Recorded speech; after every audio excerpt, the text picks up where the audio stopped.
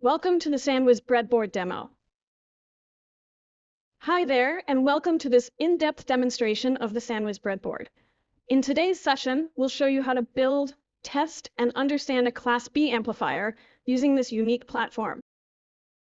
The project includes an internal op-amp, a pair of NPN and PNP bipolar transistors, a speaker, and a built-in function generator that feeds the amplifier with a clean sine wave signal. But beyond the amplifier itself, this video is really about how the Sandwizz breadboard works, how it differs from traditional breadboards, and how it makes prototyping faster, more reliable, and much easier for both beginners and advanced users. If this is your first time using Sandwizz, we highly recommend reading our quick starter guide. It walks you through the core concepts, safety tips, and setup steps, so you're ready to jump into a real project like this one with confidence.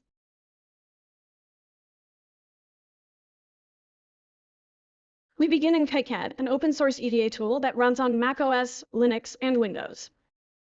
After installing it, we open the project titled Class B Amp with Transistors.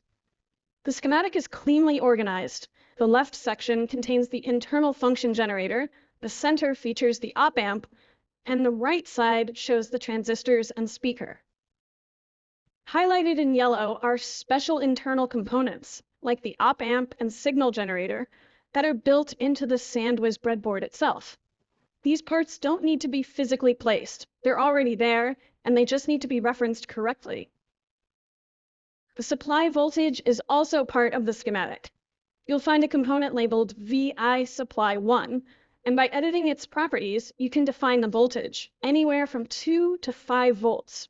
By default, the board runs at 3.3 volts,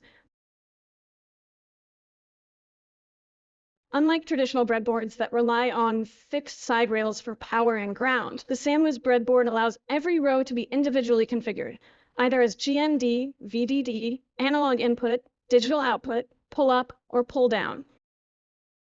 For example, in this circuit, we use a simple LED indicator to show when the circuit is active. The LED is connected across 2 rows. One is configured as ground, and the other uses an internal pull-up. These behaviors are set using simulation parameters in KiCad. Labels like row GND or row pull-up high tell the firmware how to treat each pin when the circuit is running. This flexibility reduces the need for external wiring and makes the layout more compact and manageable.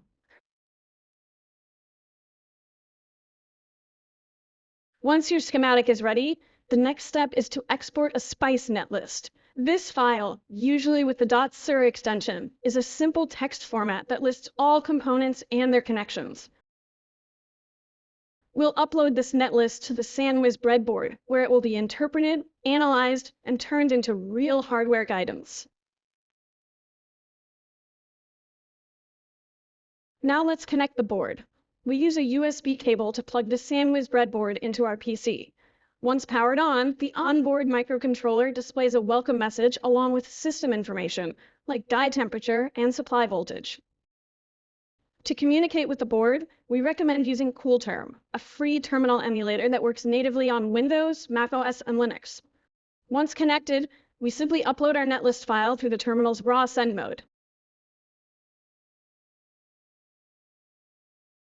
Once the netlist is uploaded, the Sandwizz system begins its smart processing phase.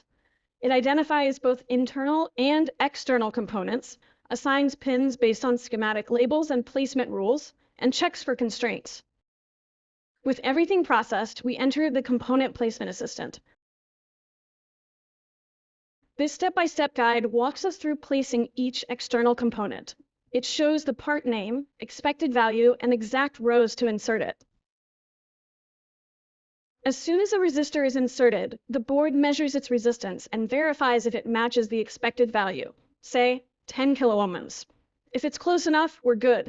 If not, or if it's inserted in the wrong pins, the system tells us instantly so we can fix it. For components like diodes, LEDs, and electrolytic capacitors, the system also checks polarity. Insert a component backwards, and the board will detect it and tell you to flip it. Once correctly oriented, it verifies the value and allows you to proceed. Next, we place the NPN and PNP transistors. Orientation is key, and the assistant will alert you if a transistor is inserted incorrectly or in the wrong holes. After the smaller components are in place, we finally install the speaker. Now for the fun part. We start the amplifier application from the main menu. Immediately, you'll hear a sine wave, typically around 1 kilohertz, coming from the speaker. To verify the frequency, we use a spectrum analyzer app like Spectroid. And sure enough, we see a clear 1 kilohertz tone with minimal harmonic distortion. Let's see how voltage affects performance. From the instrumentation menu, we lower the supply voltage step by step. As we reduce the voltage, the sine wave begins to distort. The signal clips, meaning the peaks are flattened, resulting in harmonic distortion, both audible and visible in the frequency spectrum. This is a powerful way to understand amplifier headroom and the importance of sufficient supply voltage. Now imagine something goes wrong. Say you accidentally short an output. The Sandwizz Breadboard has built-in temperature monitoring. If the die temperature rises too fast, the system will shut down automatically to prevent damage. You'll receive a warning message and an optional audio alert. This safety net helps protect both your circuit and the board's internal components. And that's a full walkthrough of building and testing a real Class B amplifier on the Sandwizz Breadboard. But more importantly, we've shown how intuitive and safe it is to work with Sandwizz, how its smart features help you avoid mistakes and build working prototypes faster. Thank you for watching. We look forward to sharing more applications, guides, and project inspiration in upcoming videos. Don't forget to check out the quick starter guide and let us know what you'd like to see next.